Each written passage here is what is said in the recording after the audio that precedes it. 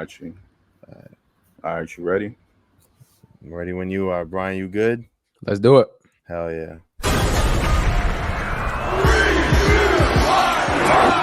Welcome to the Black Announce Table. From the 718, right off the Deegan, the man with the silkiest do-rag, Manny. From Virginia by way of Europe, he gives his all every week. Cody Rhodes. Live and direct from Strong Island, the certified good youth, Sky High East. You're listening to the Black Announce Table. I like your guys' style. I don't want to hear nothing about AEW ever again in my life. All right, welcome to another episode of the Black Announce Table. Once again, it's me taking over for another week. Eve is on his birthday month vacation. Once again, as a man, why are you celebrating your birthday? Kind of weird. Let's just put it out there. But, you know, while everybody else is gone and using their PTO, my boy Bryan has pulled up. Yes, sir. Shout out to you. You know, you pulled up with the silky. I don't got the do-rag on this week. So. What's good, y'all? Yeah. Listen, very excited to have you on here. Listen, man, how's the week going? What's your week looking like? Man, week is going good, bro. About to have the free crib to myself for a couple of days, man. So just gonna enjoy myself, relax, play some video games, and keep it going. Listen, that's what it's all about. You know, it's the second week at my job. You know, I am now the brand and marketing manager over at Stickies. Yes, sir. Congratulations, my boy. I appreciate that. We are selling delicious chicken on this side. You feel me? Just another day in paradise. We locking in. But, you know, KP's running the ship behind the scenes. He's here. You know, his presence will be felt. But let's get into the week that is professional wrestling. You feel me? So many things happen. Sexyy Red has just been announced for NXT. She's going to be in her home state of what is it? St. Louis, something like that.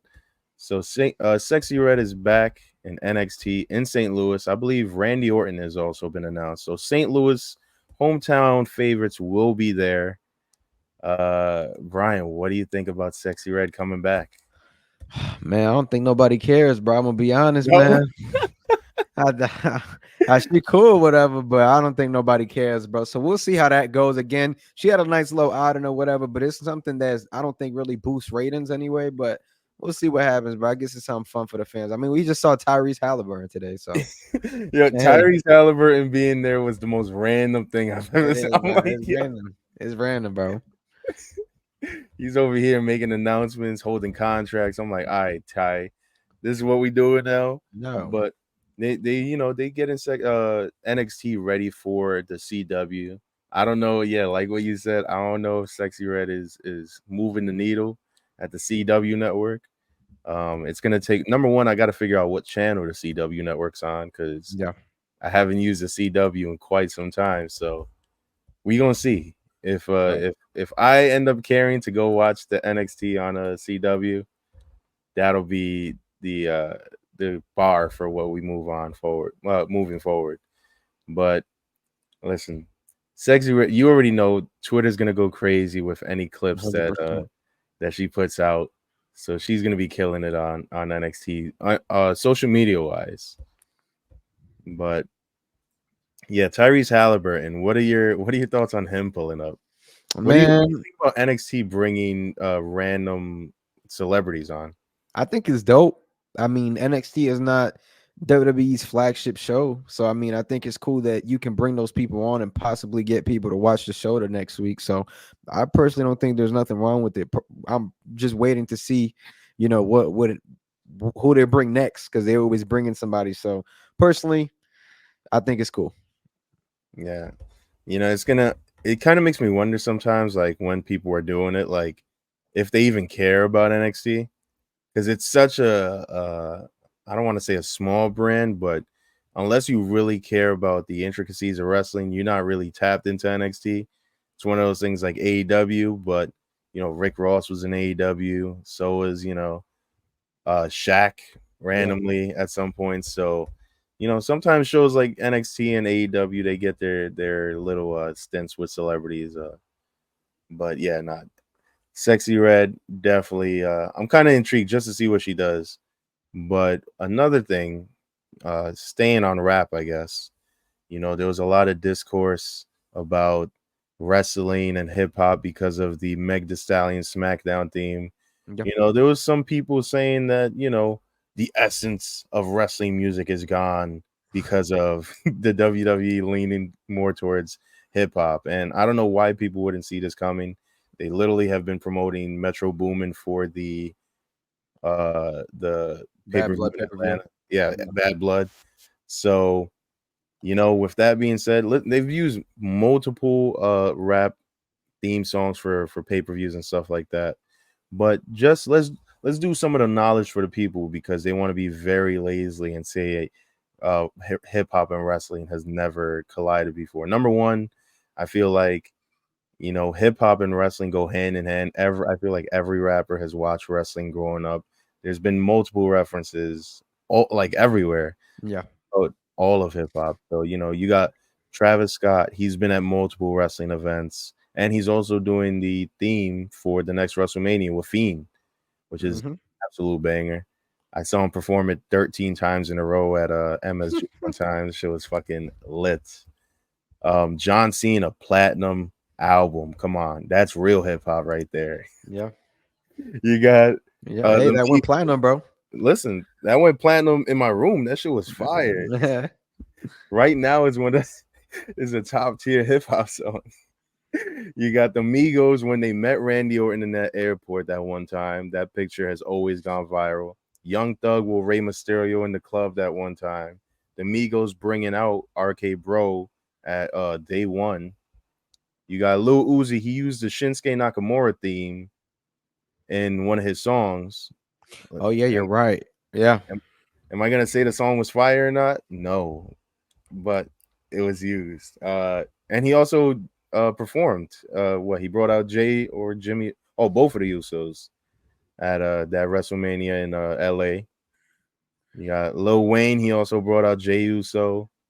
Method Man, Redman, Run DMC working with the WWE hip hop, not the hip hop album, but that collab album. Trish Stratus having Lil Kim do her theme song. Mark Henry, remember that episode where it was SmackDown on UPN? 3-6 Mafia brings out Mark Henry when they were in Memphis, and I feel like this was like 2 weeks after they won the Grammy. So 3-6 Mafia is on top of the world. Where are they? SmackDown, UPN.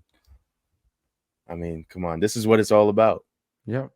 But for some reason, the fans are already sick of hip hop and rap. It took Meg the Stallion for people to fucking get tight. I can never be mad at you, Meg. She said, it's time for me to make my debut. And this is coming off the heels of Mercedes Moné coming out and saying that her and Meg the Stallion were working on an agreement for Meg to appear in the AEW side of things in some capacity, maybe even Japan. Who knows if it was just AEW or not, but to appear in wrestling, not with the WWE. Do you think that could have even been a thing?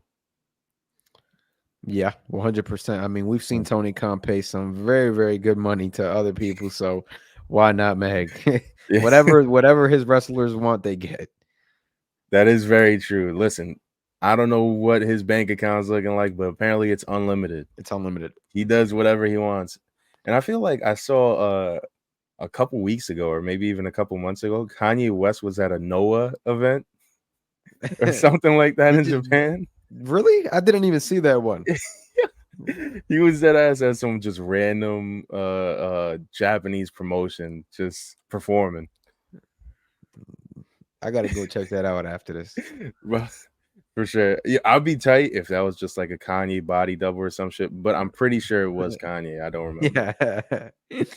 I might have been off that nitrous. I just thought it was him. AJ Styles is reportedly healthy, but isn't being used on WWE programming. He was used on the overseas live tour. And then and he worked with Cody Rhodes in the undisputed WWE championship match. But he has not been seen since, I don't believe. So Bryan, what are your thoughts? Is AJ TRT Styles being underutilized right now? Yeah, but then again, their roster is very deep. They're trying some new stuff with other wrestlers and stuff like that. So I don't really blame them. But that's a solid guy. He's still one of the best wrestlers on the roster. I feel like you got to find a spot for him other than go against Cody Rhodes and feed him to Cody. So I don't know. I would like to see AJ do some more stuff, but he's not constantly a guy I look for. So I haven't really missed him, if I'm being honest. It's just one of those things where it's like, all right, I mean, what is he doing? You know what I'm saying? When is he coming back? So that's just my 2 cents with AJ Styles. And the other thing about that is I feel like Triple H has made it a thing to where if you're not going to be on the show if there is nothing for you per se. Like before, we would just see people go on just having regular matches for 5 minutes or whatever on a random SmackDown or a Raw. Now that Triple H has taken over, if there's not a storyline that fits, you're not really going to be used on television. Everything is purpose and stuff like that. And like when I'm looking around the card, like what sense does it make to have AJ face Gunther when he just lost to Cody? So he's just gonna be losing to every champion, and what's the point of even doing that? So I agree with you. There's nothing for AJ right now, and I feel like it's gonna be tough because they're just gonna put him in another faction and just you know keep putting him in that role, and we're gonna be sitting here like, I mean, who cares? Right. So I don't know what it's gonna take to make the AJ Styles character interesting to be on TV again. I kind of want it to happen because he's only getting older, and we can only have but so many more matches with him on the roster. But does he leave? Does he leave and go to AEW? Listen, the bag might be crazy over there. You seen his crib. Man. You seen his crib when Randy Orton broke in. I don't know, bro. I don't know if he leave, bro. But at this point, I wouldn't put it past him. But again, it's like, I don't know. You could collect the bag and go and work less dates over there. That's for sure. Exactly. And he's also doing that over here right now. So he's working less days, getting the same bag. Who says no to that? 100%. And then what is Triple H doing with Cody Rhodes? Bryan, this tweet right here. The man in charge has failed to put Cody in situations of substance. Match-wise, and his run has been great, but the builds have absolutely sucked. This is a 2 a.m. thought right here, Bryan. Yeah. What prompted this? I think that was a quote tweet, bro. I quoted somebody's tweet because people are blinded by this whole thing of Triple H is doing this and doing that. Don't get me wrong, bro. He's a good booker, but it feels like he's been on a decline since WrestleMania. Let's be honest. All the new champions were treated like crap. Bayley, we didn't even see her on posters. Damian Priest had the most solid run out of all the new champions out of WrestleMania. Cody Rhodes, I mean, bro, he's really still relevant because of the championship and because he's Cody Rhodes. There's nothing of substance, bro. And as you see behind me, bro, I'm one of the biggest Cody Rhodes fans there is, bro. But let's be honest. You know what I'm saying? This is one of those things where this sucks. And that's what it is, bro. And again, I give Hunter his credit when it's due. But if we want to be really critical and honest here, bro, the one thing he's perfected is the bloodline storyline. Not every storyline has to be like the bloodline and be drawn out a year long. This Liv Morgan and Rhea Ripley feud should have ended last pay-per-view. There's no reason why we're still on this. There's no reason why the Judgment Day is still main eventing Monday Night Raw a year later. I mean, bro, this is just like insane booking and people love it. I mean, I don't know. I guess they don't want to come to like that denial after the years that Vince McMahon put us through, like the last couple years of booking. So like people are probably of the sort of, all right, like this is better than what Vince McMahon gave us, which is true. But like at this point, you're accepting mediocrity at times. And that's something that I can't sit here and watch all the time, bro. 3 hours of Raw, I'm not putting myself through that every week if the product is not good. And that's just what it is, bro. I haven't watched Raw. I watched Raw yesterday, the last 30 minutes, and it was the Judgment Day main eventing, bro. I'm on a complete hiatus of wrestling, bro. I'm burnt out. And it just sucks because Cody's thing for wanting the title was so good, and then it wasn't followed up very well. And again, according to the documentary, we know that plans switched. They were first Cody, this, that, and the other. So you definitely like knew like there was a possibility of Cody winning. So when people are like, oh, Cody wasn't even supposed to win anyway, so that's the reason why. I'm like, bro, Cody was the plan in September, October. They had to have been building something after Cody. You know what I'm saying? So I don't know, man. Like, I know I'm going on a ramble here on a rant, but I'm annoyed, bro. Like, my guy's being booked like straight crap. And if you look at Cody's last, like his history, people want to say he can't cut a promo. He can cut a promo, bro. I don't want to hear that. Cody's one of the best mics in the business. It's just that they keep putting him in these feuds where it's like, bro, AJ Styles and Cody could have definitely been built off the Bullet Club history. Why was that not brought up? Why was that not talked about? The whole Kevin Owens thing. Why do you have your champion, your undisputed champion, begging a guy to wrestle him? Why does he have to go to somebody to like the booking, bro? Just absolutely sucks. Gunther's reign has already been better than Cody. I'm gonna be honest, bro. There was more substance in Randy Orton and Gunther than there has been in any of Cody's substance and in his matches and storylines. Let's be honest. Randy Orton and Gunther's match made sense. Randy had his shoulder up when he was pinned, and they used that to do something with that when it was a clear error, and it meant more than anything Cody has done throughout his reign. And I don't just necessarily blame that on Cody. I know that people say, oh, he has some power too, but hey, bro, this sucks. And the reason why Cody is going on ahead and still there is because the guy has this, I don't know what it is. I love Cody and the fans love him too. Like aside from this reign, but bro, let's be honest. Any other guy that's having this type of reign and these types of storylines, they are not going to get this type of love, bro. It would be a very, very different conversation right now. The only thing salvaging this reign is Cody Rhodes, literally. Nobody else can salvage this reign. This reign has been awful. And I was the type that I was saying, hey, bro, you guys are all going to be wrong, but hey, Triple H proved them all right because this reign has been awful, bro.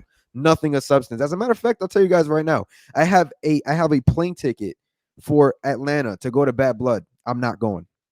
You know why? Because they put Cody Rhodes in his hometown to play second fiddle to Roman Reigns. Why do that to your champion? Why use Cody Rhodes as a pawn for Roman Reigns to come back? I'm not going. I'm not going. Right now, like WWE is like, I feel like how I felt 3 years ago when I took a little break. That's just where I'm at. The booking is not good. People want to act like it is. You guys going ahead and act like that and accept this, but I'm not. Listen, that was so many points were made. Number one, I feel like the last time we saw a reign like this, people were saying that they hate Roman Reigns as champion. This was when he was still babyface. Yep. Because once again, before Roman turned heel, all his title reigns before that, not really a substance unless Brock Lesnar was involved. And here we are with Cody Rhodes, where, listen, the build-up was amazing. I think there's nothing better in wrestling than somebody chasing a title. Bro, it was beautiful. I was at WrestleMania, bro. Like, I went for that payoff. Like, that's my guy. I bought the tickets in August of last year.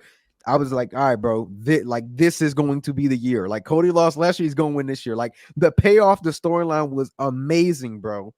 But it has so, like, fallen off. It's like a stock, bro, where you put all your money in it and it just drops, bro. Like, it's just so bad. I could have told you that though, because listen, what wrestler have you seen ever that you want him to win the title so bad, and then he wins the title, and you're like, nah, now it just gets better from here. It doesn't really happen. 100%, but it doesn't get this bad from here. And again, I think I put a lot of trust into Triple H. That brother's not cooking. I'm gonna be honest, bro.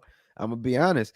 It's just I put a lot of trust into him, and that's how I feel. I'm like, all right, he's gonna book Cody to do this, do that, bro. Because yes, you look at Randy Orton, that should have been the SummerSlam match. Let's be honest. Randy Orton and Cody Rhodes. What if that match does not happen within this reign? This reign is more than a failure to me. 100%. How do you justify like Randy Orton going from Gunther and losing to You can't now justify now. Yeah, you can't justify now. It should have been done before, bro. When Randy didn't take no L's for the title, he goes heel because they were hinting at it. Randy was looking at the title. Hey, like the seeds were there. You just didn't pull the trigger on it. Why? Because Triple H likes to wait 8 months before doing something, and that's just what it comes down to, bro. Yeah. Not everything has to be the bloodline. 10 months to just build the story that's gonna get them to interact. Bro, I'll put money on it right now. We're gonna get Rhea Ripley and Liv Morgan at WrestleMania, and we're already in September. We're gonna get that. I'll put money on it, bro. 7 months from now, that's the match that we'll be seeing. Rhea Ripley will be taking a title from Liv. Don't put that energy out there. I don't want, there's no reason why this shit could be dragging that long. Well, they got until Survivor Series to figure this shit out. I don't want year-long storytellings, and not everything has to be a year long though, bro. Like the Cody and Roman thing, that was fine. The bloodline thing, drag that out as long as you want. You got so many Samoans, you can drag that out. But bro, there's no reason why we should be having these feuds last 8 months. Like the whole Rhea Ripley and Liv Morgan thing's been going on since second week of April, bro. When she injured Rhea Ripley by accident. Hey man, like we're in September, bro. We're 6-7 months after that, bro. Come on, like let's cook. Like what are we doing? Like I'm sorry, this is not good. To all the WWE fans who think this is good, I'm glad you're enjoying the product, but this is crap, bro. I'm sorry. Like the same storylines over and over and over again every week, where Triple H wants to give you a little bit more. And hey, nobody wants to talk about the Wyatt family, or the Bo Dallas and all that. Nobody wants to talk about that. That's been complete crap. After 3 weeks, that's been trash. I'm sorry. No, listen. It's been trash. On this show, we're giving them until Halloween to figure out. Fuck all that. Fuck cook. Listen, we gotta. Nobody want to talk about. Hey, bro, all the little videos and promo packages going up to it, great. But if we're being honest, bro, nobody wants to talk about it because, again, it's a tribute to Bray Wyatt, but it's been trash. I've been seeing Chad Gable get pulled out of one of the hottest storylines in wrestling at the time with Otis and Maxine. Yeah. And he got pulled into this realm that he has not came out of. And again, people were rooting for these guys to be together, bro. They were rooting for them, and they didn't get no pop. Because it just wasn't built correctly. You pulled the guy out, then you threw him against the Wyatt family, and then they're feuding. And then what happened to Maxine and Otis? I don't even think we got a full payoff for that story, bro. That was a very confusing. Like I didn't get that, and then they once they put Chad Gable with damn, I forgot their names. The other Brutus two and Julius, the Creed brothers. The Creed brothers. I wanted this though. I was rooting for this, bro. Yeah, I think that's what everybody wanted. Once he turned the way heel, it was that done first though. The way it was done, bro, it wasn't good. It was not good at all. And you know what I'm saying? People got to talk about it, bro. Let's talk about how this guy went and won his Money in the Bank match after he was being presumed dead the week before. Like, bro, that's bad booking. I'm sorry, bro. Kill somebody else off. Why didn't you kill Ricochet off? He was leaving anyway to AEW. Why not do that? And again, I know that I just twisted the whole topic from Cody, but bro, let's be honest, bro. The booking is trash. This whole summer, booking been trash. I'm sorry. All right, so what booking do you like? You like the Bloodline, and you like what else? I mean, bro, the Bloodline is cool, but Solo Sikoa is not that guy. But I know that there's going to be a payoff. I know Solo is probably going to get turned on, and Jacob is going to take over. It's clear as day. They saved the Roman and the Jacob Fatu face off every time. It's clear as day. Jacob is the guy. You can't be having that many turns in one. The Samoan faction just can't be everybody turning on each other until there's no more Samoans I agree, left. but I think that what we're gonna end up getting is the OG bloodline, bro. Where we get Solo, Roman, the Usos, and probably Sami Zayn gets in there for the War Games match where you get a 5-on-5. Now you got the Tungans, Jacob, The Rock. You got to get somebody else. I heard Hikuleo or something from Japan got signed, so he might pop out with The Rock or something. So.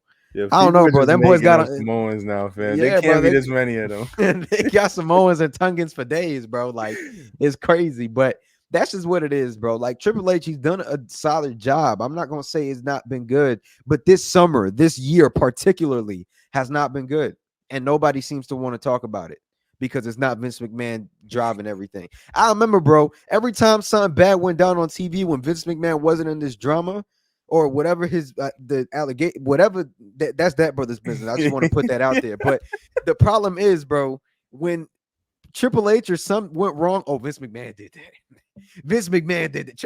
Man, Triple H can't do no wrong. Vince McMahon did that. Now nobody got that. Nobody got that now. You know what I'm saying? So nobody wants to talk about it.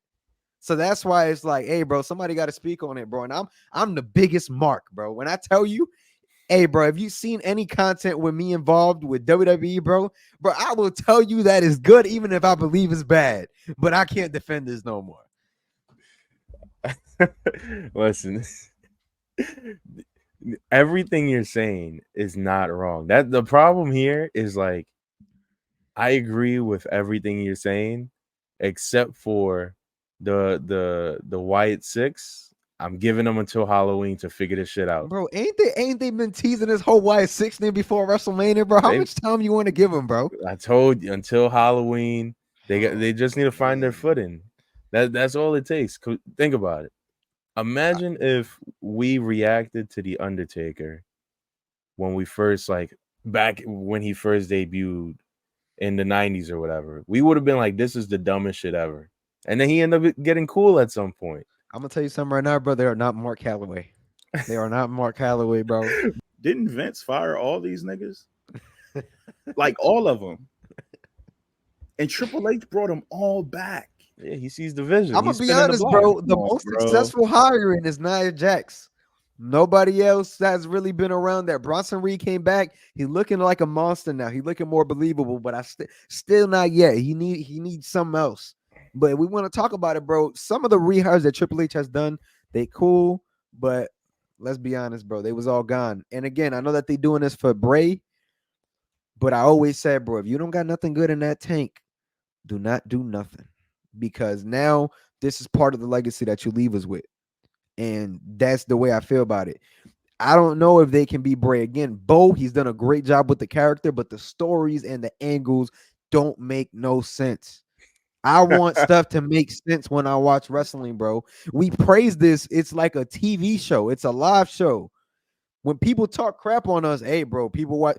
We say it's a TV show, right? It's supposed to make sense. It don't make sense, and that's what's bothering me right now. Listen, I completely agree. This is why the best thing about professional wrestling is taking them breaks. You take a nice little couple months off, don't watch anything, out of the loop, and then you come right back and you're like, you know what? I just needed to cleanse my palate for a little bit. I can't do this shit for 365. You know, it's too many wrestling things to keep up with. It's 52 weeks of wrestling, bro. That's why I'm burnt out, man. You can only watch wrestling for so long, especially when this type of booking is going down. I'll go so far to say, bro, AEW is doing better booking than WWE is right now. Don't do that. Don't do that. Nah, let's talk about it. Let's talk about it, bro. Let's talk about it. Hangman and Swerve probably was one of the best feuds the industry's had this year, bro. Let's be honest, bro.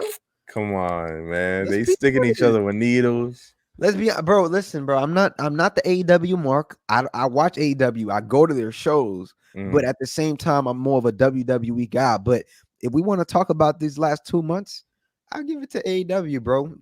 WWE ain't again. SummerSlam, great show. After SummerSlam, it's like slowing down. Before SummerSlam, it was slowing down. They just happened to have a very good card for SummerSlam. Yeah. And Rhea Ripley's return and everything that helped it. Again, I enjoyed SummerSlam. It was a great show. But if we want to talk about AEW, bro, ever since like, I don't know, like beginning of August, they've been on a run. I don't know. Listen, I tapped in with all the WWE PLEs. The ones that they had overseas, fire, you know, the crowds was going crazy. But to say that AEW has been better storyline wise, I want, bro? They burning houses down over there. Well, we fighting over bracelets over here. Yeah, but the house was gonna burn down anyway. You seen how shitty it was. Let's talk about it. CM Punk and Drew McIntyre fighting for a bracelet, bro. That's not what I want to see, bro. I'm sorry. Shout out to that fans whose bracelet was on TV, bro. But that was garbage. Let's be honest. The storyline went from very, very hot to very, very shit. Like, I'm sorry for cursing on y'all podcast. I don't know if y'all No. We curse all the time. Don't worry about bro, like it's been like it hasn't been good. I'm sorry. Like, bro, the whole Drew and Punk thing was hot, bro. That was the hottest storyline. Once he started involving his bracelet, and that's what CM Punk is fighting for. I'm surprised that bracelet ain't fall apart midway through the feud. Yeah, that's a tough ass bracelet. Listen, that fan needs to start selling some bracelets, and because that shit. Think about how much shit that bracelet has gone through, and it's still here. It's still with us. It ain't with us no more. I think Drew broke Yeah, it. no, but Punk said that was a dummy bracelet. He was like, "That's bro, the fake one." You got caught by Russell Centel, my boy. I ain't gonna lie. You got to do your fact check. You got to do your fact checking, my boy. He said that was the play bracelet. He got the real one in the safe. I don't listen. Once again, I do think it's fucking stupid that they put that much importance into a bracelet to use it multiple times in a storyline. Yeah, man. Listen, make it interesting. Bring out AJ Lee. I don't think she wanted nothing to do with wrestling. If she could, she would, or if she wanted to, she would. But I don't she think really don't fuck with wrestling. I heard she don't even watch Punk. I heard she don't even watch WWE for Punk. She's scared of FOMO or something like that. I heard a report like that. But hey, man, listen, bro, there was so much more that you could do to make this storyline good. I'm disappointed in this storyline. Again, Hell in a Cell match is one of the matches that I have not seen in person, and I have the chance to see it, and I don't want to go. Nah, you're not trying to see Metro Boomin pop out. Nah, bro, I'm good. Make some beats in the ring. I don't do that, bro. I don't rock with Metro, bro. When you diss the boy Drake, we don't do that. We're on Team OVO, dog. Let's go. Yo, Bryan's a real one. Let's go. Yo, let's see. Wait, is it the thing about Jade saying niggas moan when they hug her? Oh, yeah. Hey, hey, man. Hey, man. Hey. So for the listeners, Jade said, as the graphic on the screen says, "I smell so good. You're gonna moan a little when you hugging me." And honestly, I might just hug her right now. Nah. I don't think I could ever hug Jade because I respect my son Brandon Phillips so much, Cincinnati legend. He was one of my favorite second basemen growing up. Once I found out he was married to Jade, I was like, I can't do my man's dirty like that. He's brought me so much joy in baseball, but I got to do it for science. I gotta see. Hey, man, I don't know what was going through her mind when she said that, but hey, whatever, roll your boat. Let's keep it a buck. Try to drive the boat. I'm trying to drive. Yo, let's do the who was it? Trish and Lita's top 5. Let's see who they got. Let's see if Bryan fucks with the top 5. Let's hear it. All right, top 5 women's wrestlers according to Trish and Lita. Surely it won't be people that are just old. No offense. Let's hear it. So it's her, Lita, Chyna, Charlotte Flair, and Becky Lynch. It was her. Who said that? Trish? Trish and Lita. Wait, so they both agreed to this top 5? Yes, they both agreed to this being their top 5. Lita, Chyna, Flair, and Becky. Chyna was before her time, in my opinion. But again, Flair is one of the best we've seen in the business. I just don't really look for her. I'll be honest. Becky is very good too. She don't really do it for me neither. I'll be honest. Love Becky, but like as a wrestler, I love Becky as a wrestler. It's just not somebody that I gravitate to in the, you know what I'm saying, when I'm looking at wrestling. You're not fucking with Becky Balboa? Nah, who would I include, man? Let's see. Who would I include in my top 5 women of all time? So I'm putting Chyna in there for sure. I'm putting Trish in there for sure. And I'm putting Lita in there for sure. So those 3 I 100% agree with. 4 and 5, though, is tough. Because I feel like right now we're seeing the best women that we've ever seen in terms of talent. Yeah, I mean, Man. look at what the NXT women's division is doing. And most of the people in there just getting started like within the last couple years, and they're putting on absolute they're probably bangers. better than what we've seen in the past. I'll be honest. Absolute bangers. Man, the last 4 and 5, that one's tough, bro. I mean,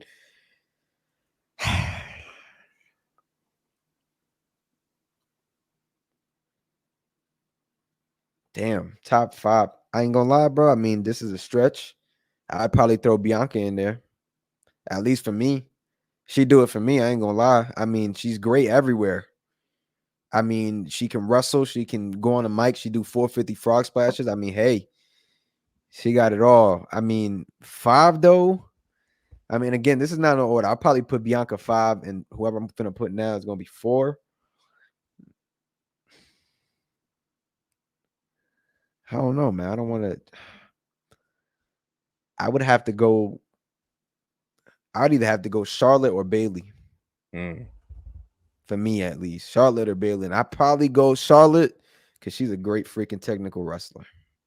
So I think that's probably my top 5. I think Bianca got to be in there. I just don't know about like. I don't know, bro. I don't know.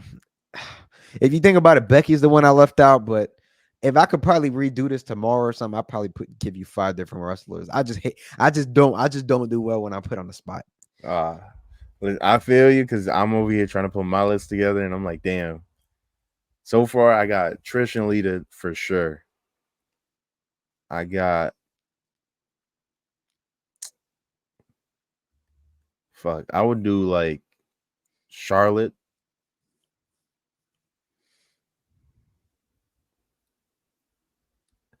Sasha Banks. Oh, brother.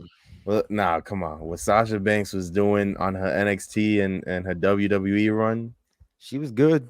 Come on. But if we talking about all time, bro, that legacy not looking too good right now. Listen, it's because AEW is gonna AEW. She's not gonna get more than 15 minutes. She's not putting on good matches, bro. Nah, she's not. Every single match has been trash in her AEW run. But I blame it on she might be one of those people that just needs to have constant matches, because just saving her for pay-per-views and shit like that and one show every couple weeks, it's not 100%. That's a problem though. That's a problem with AEW. I feel like they don't oil the wrestlers enough, and by oil I mean you're not running them enough, bro. Mm-hmm. Like Will Ospreay is a guy who may fight on Dynamite, but guess what? He's gonna give it 120% on Dynamite. Yep. And he's gonna go fucking crazy. Yeah, he's gonna go crazy on any show he's on. And he's gonna be working because I know, doesn't he have like that schedule where he's doing like a couple weeks in America, then he like goes back to the UK or something like that. So he makes it count when he's pulling up. 100%. Sasha, she's over here doing all these red carpets. I'm like, yo, fam, you like, you got to be doing something. You're getting terrible at your job that led you to the red carpets, and that's not how it's supposed to be. You're supposed to be leveling up as you're doing all these different, appearances and everything like that. So with that being said, my favorite segment in the show's history, the Indies Are Not Real. Bryan, I'm not sure if you're familiar with it, but this is what real professional wrestling is about. KP, hit the graphics.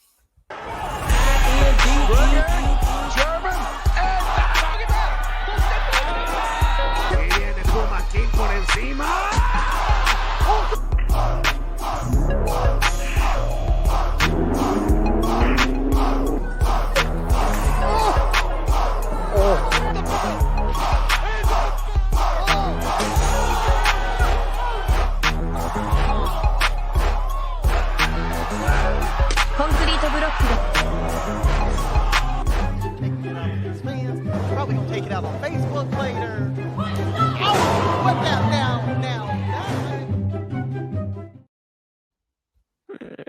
Wow. That's what you love. You love cinder blocks in your professional wrestling with AEW. I never said cinder blocks, bro. I never say all that. I'm just saying storyline wise, they better over there, and that match was pretty good. It was a little too aggressive for me, but it was pretty good. Yeah. Listen, that was Indies Aren't Real. just watching these people just kill themselves over a hot dog and a handshake.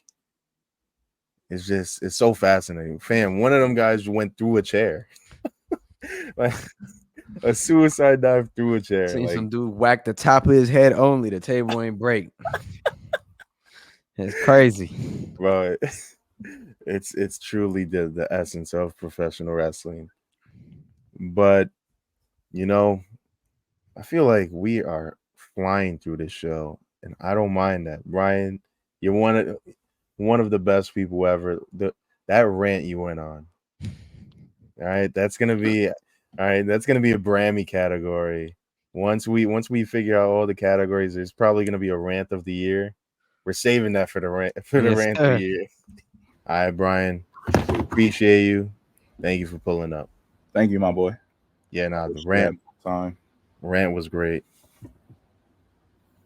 Wait, I mean, I knew that was coming because like he been hinting at it. Like he has a gaming channel where he trying to keep it, PC because he's trying to grow his channel. He wants to do the interviews we do. He wants to talk to 2K. So there's only so much he can say because he's trying to keep it PC. Yeah. So I was just like, oh no, I have the perfect platform for you, bro.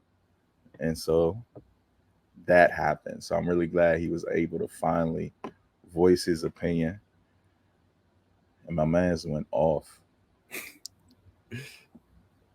Wasn't expecting that, but I feel like that was needed. Like it was hilarious because it low key came out of nowhere. Like it was very calm, very, short, sweet answers to start the show. Mm-hmm. And then he saw his tweet and he said, oh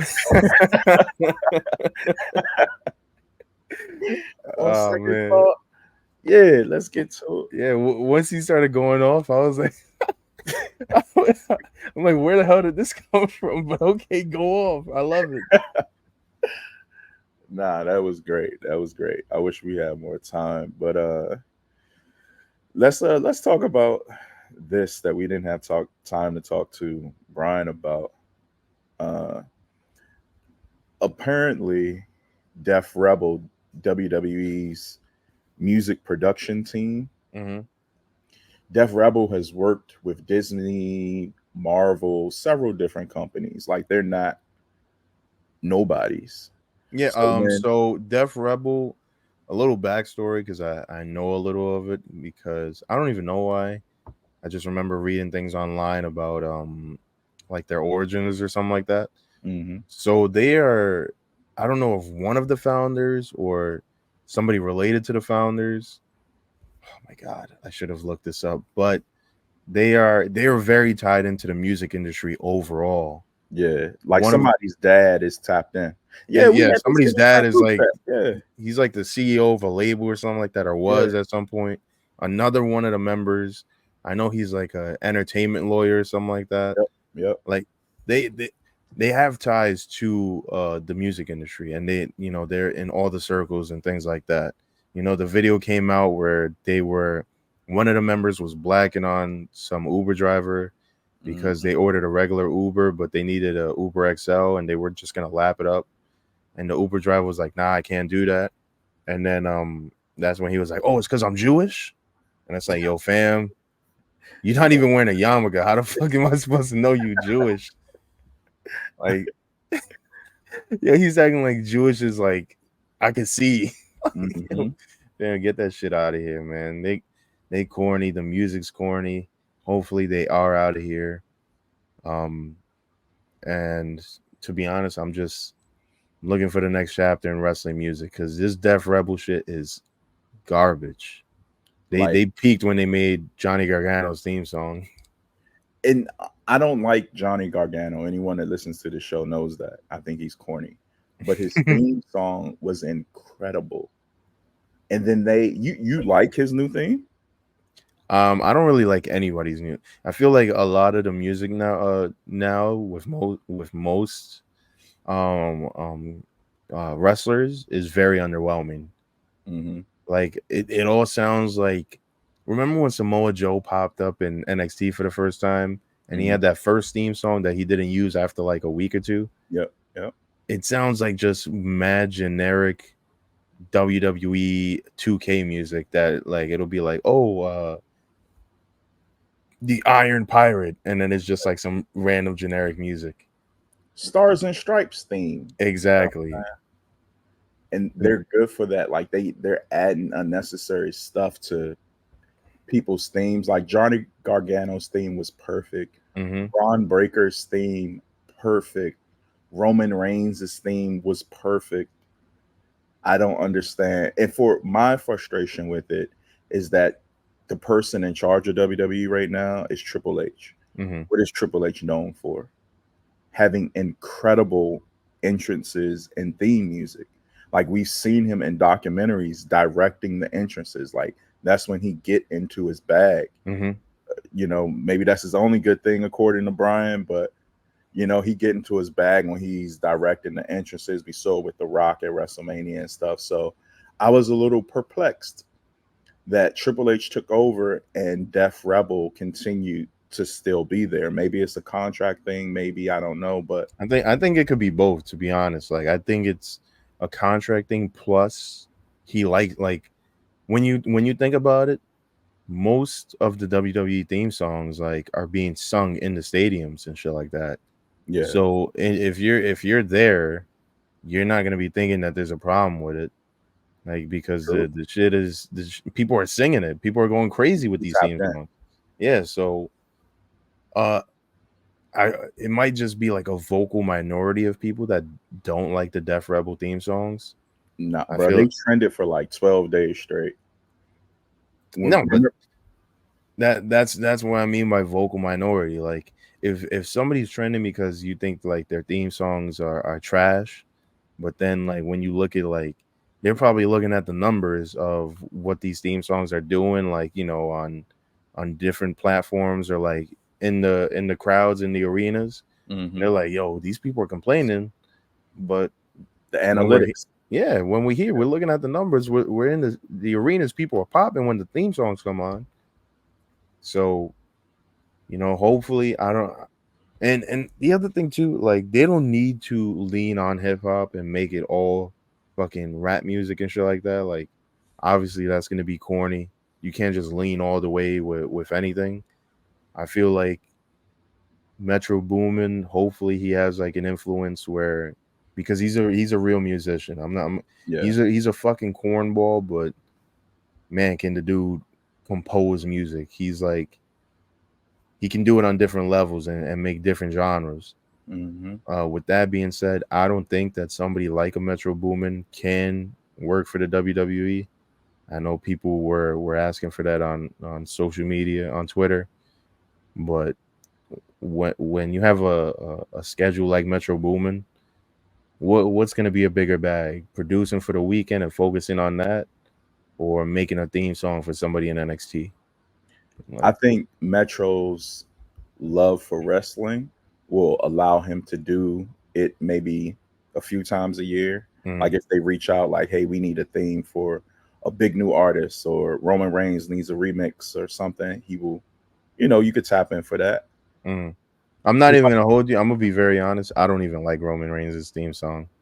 Like overall or the new one? I don't like any of them. Wow. I honestly hate all of the themes. You didn't like the Keys joint? Nah. Wow. And like everybody was talking about how amazing it was, and I would just sit there and be like, I was not a fan. The first one I know Jim Johnston made. And he made the Shield. Like some of his last work was like the Shield, Sting, and Roman. No, I love the Shield. The Shield theme song is a classic. I feel like that whole 2013 class of people that like Fandango's theme song, banger. Yeah. It was like it was catchy. The Shield's theme song, banger. And there was like a couple other people around that time. That Kevin Owens theme song when he debuted, banger. Sami Zayn's theme song, banger. The original. Yeah. He's another one theme they changed, and it was like that joint work. What are we doing here?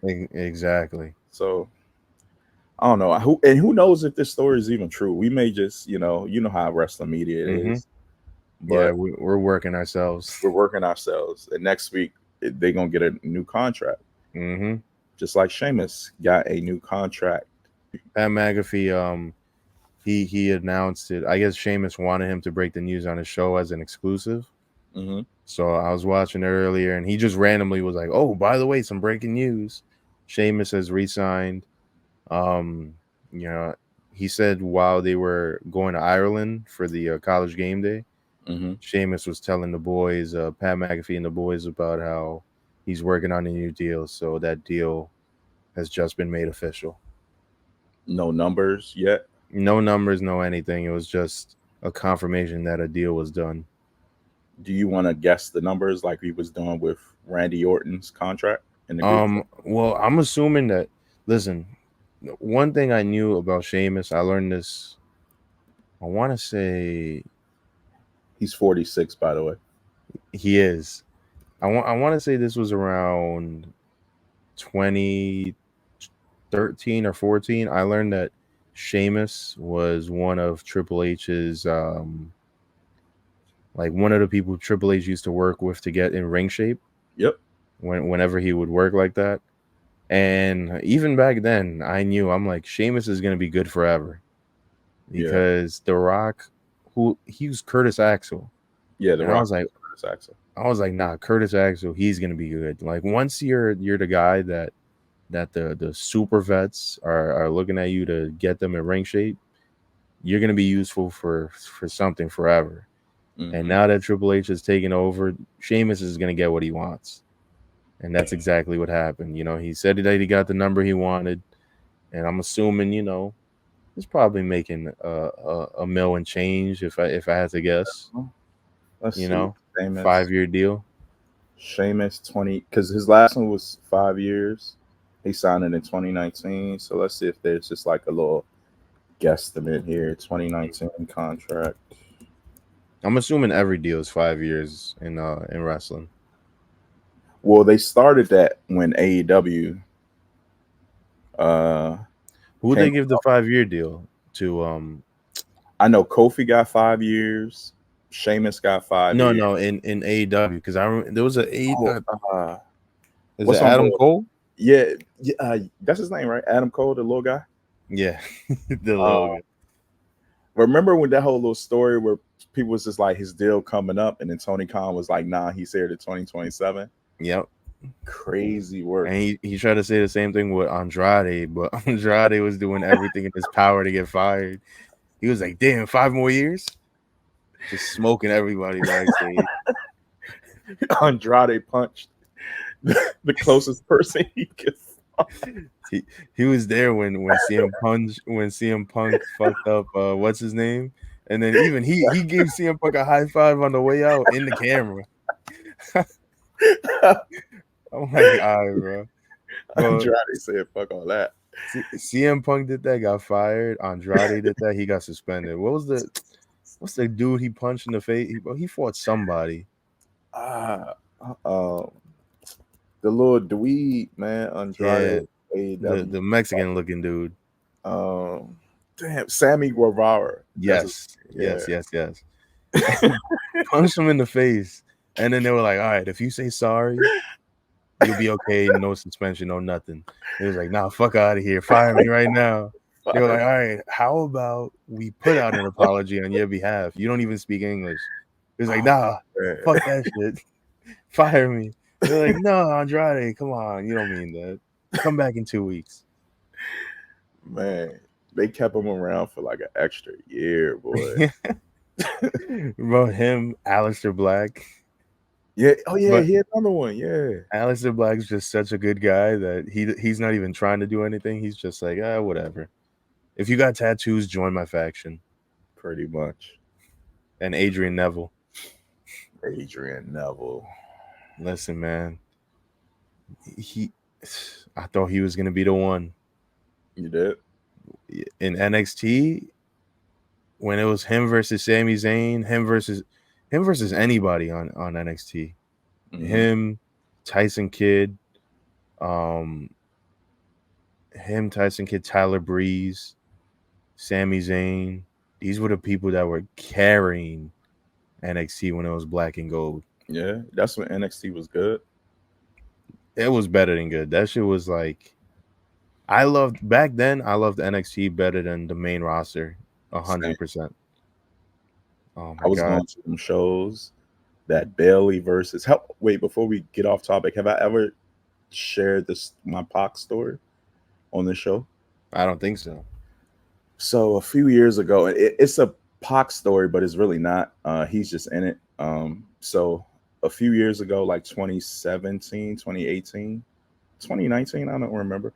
I met Charlotte Flair. Well, actually, let's go back. The first NXT show outside of Florida was WrestleMania 31 weekend. That was in Dallas? No, that was in California. So San Jose. And I had ringside seats. Wale was sitting beside me. Just a bunch of people sitting at this show. And this show was happening at like 1 a.m. West Coast time. Because I don't know if it aired on the network or whatever. But anyway, so great card up and down. Charlotte wrestled Sasha Banks. To this day, that's still one of my favorite women's matches. And in the main event, it was Finn Balor versus Pac Neville.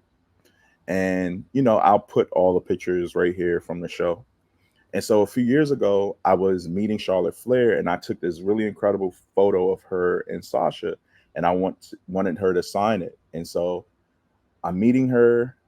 She looks at it, and she's like, damn, we should have been the main event. We had a much better match than the boys. And the main event was Finn Balor and Pac. And just her confidence, I was just like, yeah, that's why I'm a fan of you. Like, and apparently, like, around that time is when she really started gaining confidence in herself. She talked about it on the DVD where she was doubting herself before, but around that time, she gained her confidence and realized, like, oh no, I'm really good at this. So that's just my little Pac Charlotte Flair story. All right. I was worried. I was about to say she called him a bum ass nigga and just went. Nah, she's not her dad. Yeah. Hey, let's wrap this up before we get in trouble. 100%. But is that everything that happened in wrestling this week? There's a show coming to Long Island, New York. Yes. So put that on the screen again. The Saturday night main event is returning. I remember we talked about this last week. It was last week. All right. Yeah. So, you know, we did talk about it last week. Very interesting. I do like that it's the UBS. I believe that's what it's called. Yeah. Yeah, I think the that UBS is in building. Yeah. So we got there. Oh, really? Yeah. That's a story for another day. No, all right. We're gonna save that one. So Saturday night main event coming back to Long Island. You know, $40 drinks are back. Cody paying that price for the goddamn hamburger combo still blows my mind. The 45. Yeah, that shit was insane. So the WWE is coming back to collect. They're running shows. You got to use promo code BATPOD. I mean, come on, listen. That Long Island arena is so goddamn expensive. You're gonna want that $20 off your first order. Facts. So make sure you use the SeatGeek promo code. You know, use that QR code on the screen right now. If you're watching, if you're not watching, stop listening to it. Go to YouTube, subscribe, and you know, turn them alerts on. I feel like nobody really does that, and I think people don't really care about alerts. But you know, here we are. Go ahead, do that if you want. Leave a couple likes. This was a quick episode this week. You know, we just played the hits. Next week it's gonna be an even bigger, better episode. Do I know that for a fact? No. Do I believe it? Next week we're gonna have it's gonna be a great. No, come on. No, it's gonna be a big episode. We have two guests next week. KP, every episode is a big episode. You know, we take these one episode at a time, and we give it our all. You know, the episode always ends with my eyes barely open because we record so damn late, but I love it. I live for this. Mm-hmm. You know, if you're listening to this, what would it be? Eve's birthday? His birthday's on Thursday. Yeah, it'll be today, as Yes. we're dropping it on his birthday. So if you're listening right now, go ahead, send Eve some birthday wishes. And send us cash apps though. Yeah, yo, go ahead. Listen, we're gonna go bowling. You know, pay for Eve's bowling trip. Send him a couple bucks. You know, don't tell him that I sent you. Just, you know, in the cash app, go for bowling. You know, once again, he is a man celebrating his birthday. That's weird already. Make it even weirder by sending him money. But yeah, subscribe to the Patreon. Let's see. Told you, subscribe to the pod. Listen to the watch along on Black Announce Table Patreon. We got to do a watch along. I've been slagging on that. I don't think I've done one yet, but I'm definitely gonna get it done. It's gonna be on something that, you know, brings me a smile. So maybe it'll be like an old UPN SmackDown episode with Deuce and Domino somewhere on the card. I mean, we could watch along this. When does that drop again? I forgot. It's next week's, I believe the 25th. Next week, the 25th. Release date, start time. I wonder if they're releasing all. Look, this is how old I'm about to sound. Yeah. Does Netflix release everything at once? They pick and choose what they do that for. I think for documentaries, they might just put it all out at once. Okay. Once again, I still think this is a stupid move by Netflix. How you gonna dirty up your new toy? Like, I don't. It makes no sense. No sense whatsoever. Unless this is their way to. I mean, let's just be realistic. Like, if this thing with Vince goes to trial, then some stuff that he don't want to get out and we don't want to hear. Number one, he had a dildo named after Kofi. I had to. Well, everybody. It was. He had one named after everybody. Why didn't I know this? I 100% put that in the chat. I found out about that. What was it, last week? Yeah. And I was just blown. Like, yeah. How? Why? Yeah. He just had a name after other wrestlers, and I think he would make them wrestle or some shit like that. That's great. That's insane. Yeah. Oh my god. Yeah. Listen, I don't know. I can't justify anything that he's done. I don't want to justify anything he's done. He's a weird, sick individual, and you know. So maybe this is their way of just cutting ties. Like, this is everything that he did. He no longer works here. I don't know, but it's just like you can't just expose him then. And you know what? This is me just assuming what's going to be on the doc. So I think maybe we don't talk about it until after we watch the doc. We don't talk about it moving forward. Because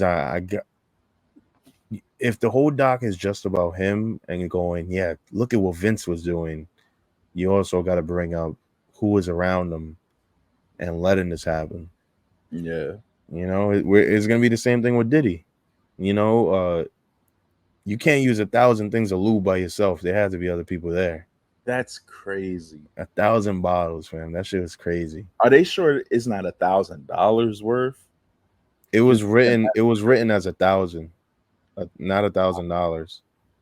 Just think you get multiple uses out of one bottle. That's how crazy. I don't know, man. All of this is what, like, fam, like, it blows my mind that there's people even like this that are walking around. But you know, let's end it on a bright note.